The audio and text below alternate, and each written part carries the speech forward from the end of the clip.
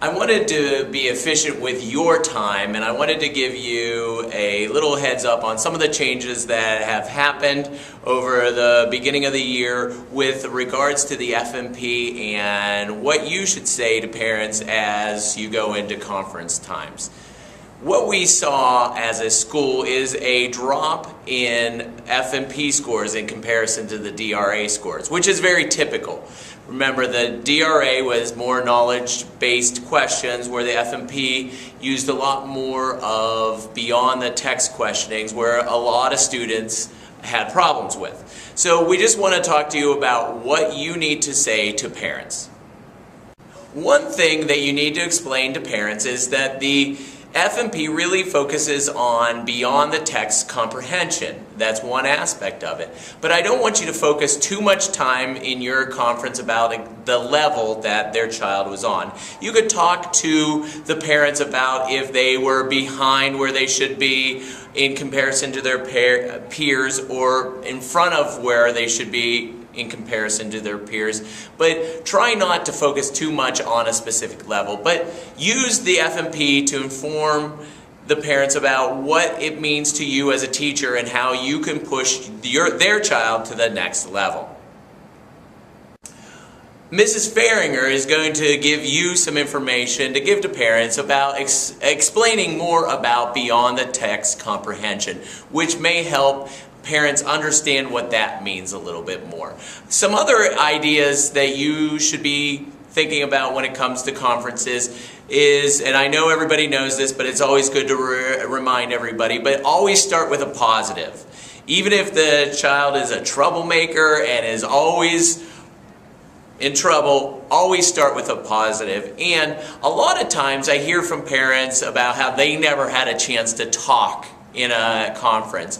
And you always need to allow parents the opportunity to talk when they're in a conference. So if you could think about those things, I'm sure the conferences will go smoothly. Remember, if you ever need Mrs. Jensen, myself, or Mrs. Heverly to sit in on a conference, feel free to ask. Hi, I'd like to introduce you to Brandon Maxwell, who is our AmeriCorps volunteer, who is being assigned to 3rd and 4th grade. Say hi, Brandon. Hello. And I'm going to talk to you a little bit more about what Brandon's role is in 3rd and 4th grade. He's there to be a support for the students. He's there to help students with academic goals, to teach organizational skills, small group social skills, to circulate at lunch and recess, and to assist kids on whatever skill development they may need. He could set goals, he could monitor academic progress, and work with small groups no larger than 6 per group. One thing that there are several things he cannot do as a AmeriCorps member. His primary responsibility is working with children, so he should never be doing clerical work, just running off things instead of working with children. He should not be reading tests to kids, or he should never replace a teacher in monitoring lunch or recess. Those are things that he's not allowed to be able to be doing. And one other thing is he's not here to be a one-on-one aide for anybody, so use his time wisely. He's going to be around. A general letter will be going out to all parents explaining what his position is, and then he will be sending a letter prior to meeting with any student for any long period of time. But I wanted to give you a heads up on who he is, what he's supposed to do, and what he's allowed and not allowed to do.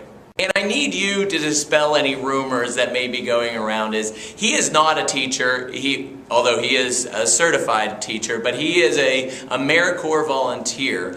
And I've heard out in the community that people think that we're hiring an extra teacher, and he is not a teacher in the school. He's here as a support, and he's a volunteer.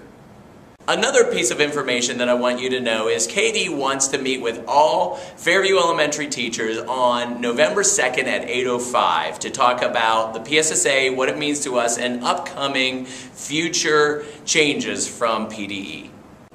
And I'm really excited about the next bit of information. We finally, through the hard work of a lot of people, were able to get the one, the only, Mark Brown here at Fairview Elementary. He's going to be coming here and doing 2 performances for us, and we'll determine those times at a later date, but he's coming January 23rd, and we're very excited, or at least I'm very excited about this. And our last piece of information that I wanted to share with you is I wanted to keep the Build a Better Me Lab going.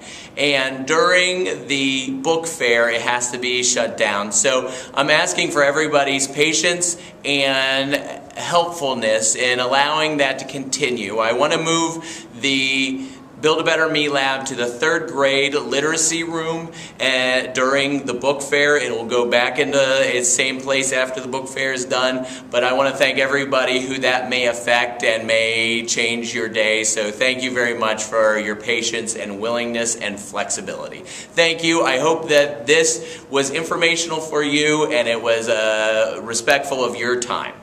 And I'm Ben Horn, and I approve this message.